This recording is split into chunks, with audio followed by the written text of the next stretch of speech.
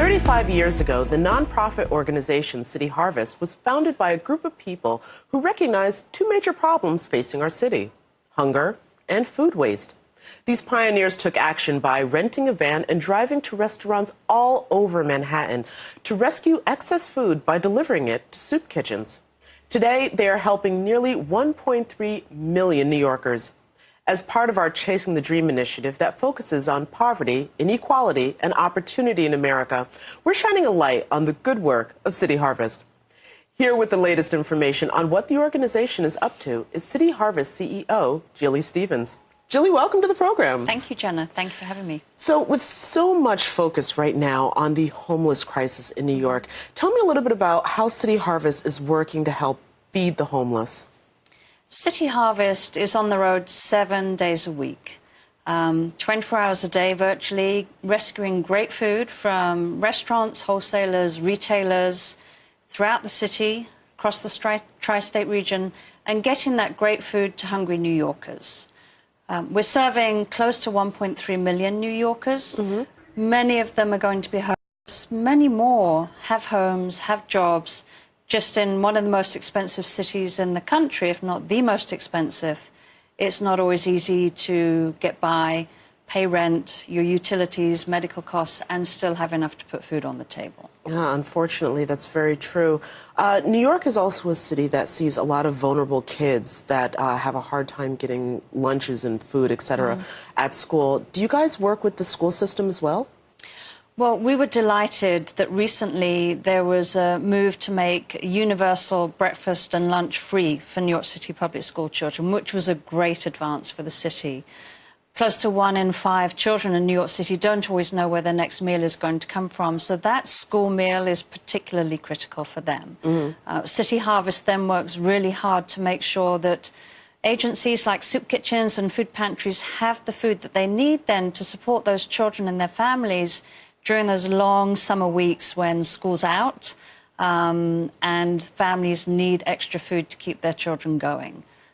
So a lot needs to be done, and there have been some good advances.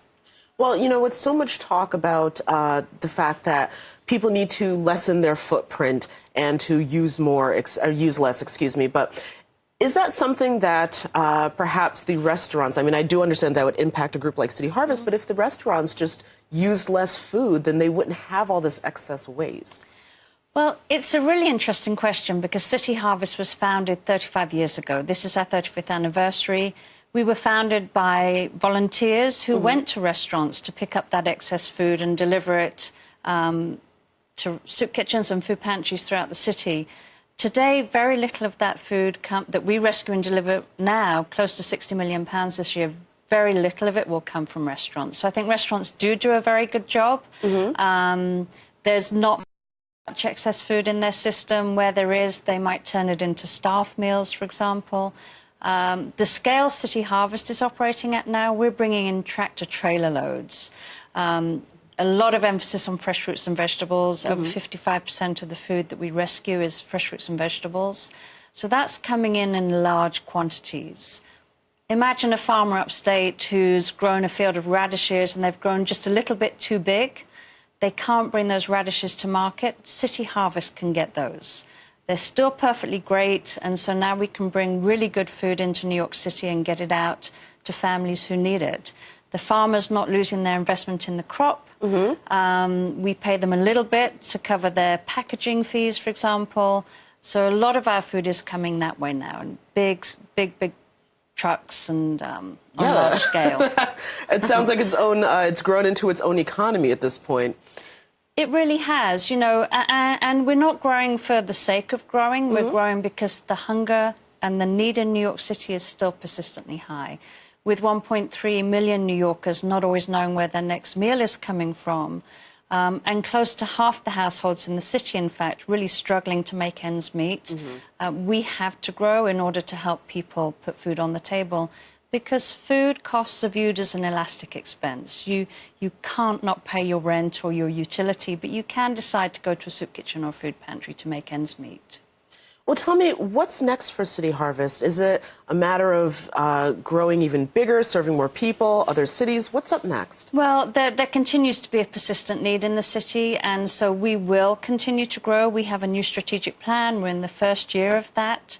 It calls for us to find more food, get it into the hands of those nearly 1.3 million New Yorkers, continued emphasis on fresh fruits and vegetables. What we hear from the agencies take that food to is that they'd like a greater variety. So we'll be putting emphasis on, seeing if we can't find some different fruits, if we can get citrus in, that's always good. Kids especially love to get the citrus that we deliver. So we're continuing to grow. There's still a lot to do to feed our hungry neighbors. All right. Well, listen, Jilly, thank you so much, not only for City Harvest, but for joining us on the program. You're welcome. And telling us about what you guys have been up to over the past 35 years. Thank you for having me. Thank you.